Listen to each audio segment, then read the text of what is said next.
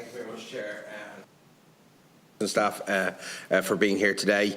I don't have too many OPW sites in my own constituency, and I might return to that in a moment, but I suppose one that we're very proud of is the National Botanical Gardens. It's a great local facility, and we've used quite a lot during the pandemic, I suppose I would just like to use the opportunity to commend the OPW for the way that it is managed. I would ask perhaps, and I don't expect you to have the answer here, is maybe to come back to me on wage progression and how salaries in general are managed for general operatives and other grades working in the National Botanical Gardens in respect to the national pay wage agreements and so on. I know most public servants haven't had increases over the last decade or so, but I have some concerns about low-paid workers there, and you might just come back to me on that broader issue. I don't expect you to have the information before you, unless you do. No, I mean, it's all public agreements, but we can come back with the specific detail. Okay.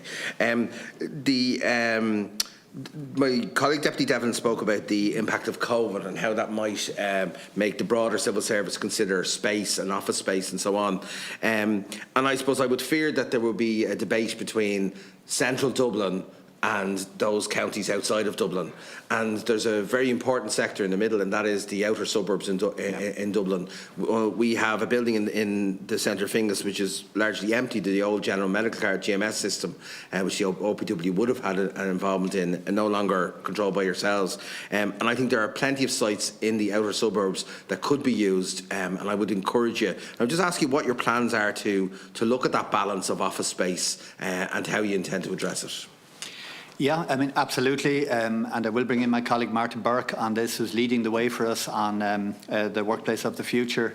It is a very live topic at the moment, and certainly we're considering locations around the country, but also locations around the M50 and a lot to do with public transport and balancing the pressure there. It's very much up in the air at the moment, but Martin Burke there may have a couple of comments just to give you some direction.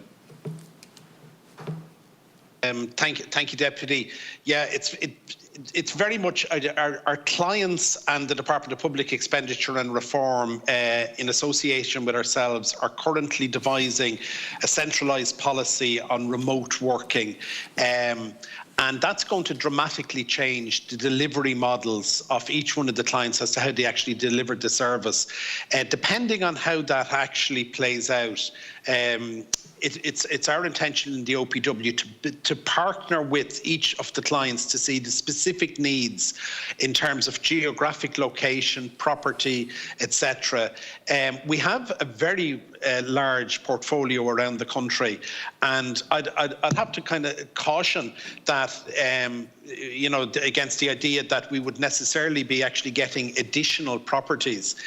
We have to make sure that all of our properties, either in the outer suburbs or regionally included in the city centre, are fully optimised and are fully supporting the business needs of the clients.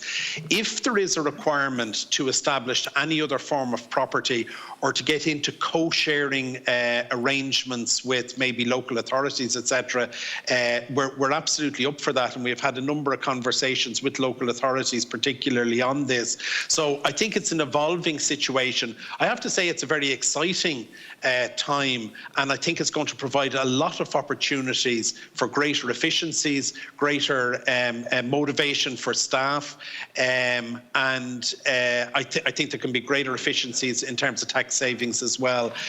But it's complicated, and it'll be very much led by a central policy, and we will be there to support that in every way possible. But I absolutely take your point about outer suburbs. Yeah, and I suppose a lot of them have seen the benefit. A lot of those villages have seen the benefit of people in terms of reducing carbon footprint, in terms of local villages. But I think you're right. It's about co-working as well as yes, reducing space, and it's important that we give civil servants and other people opportunities to co-work. I'm a director of Innovate Dublin, who operate one co-working space in Ballymun, and they're partnering with the local authority in Dublin 8 on another project. And I think they're the sort of places that the OPW I would encourage you to work with, because they're not-for-profit led, they're in our local authority buildings, and they are satisfying a real need. And they would then be mixing state employees, perhaps with those in other creative industries and so on. And I think that could only benefit all involved. Yes. I'd agree, Deputy. Thank you. Thanks, Deputy McAuliffe. Our next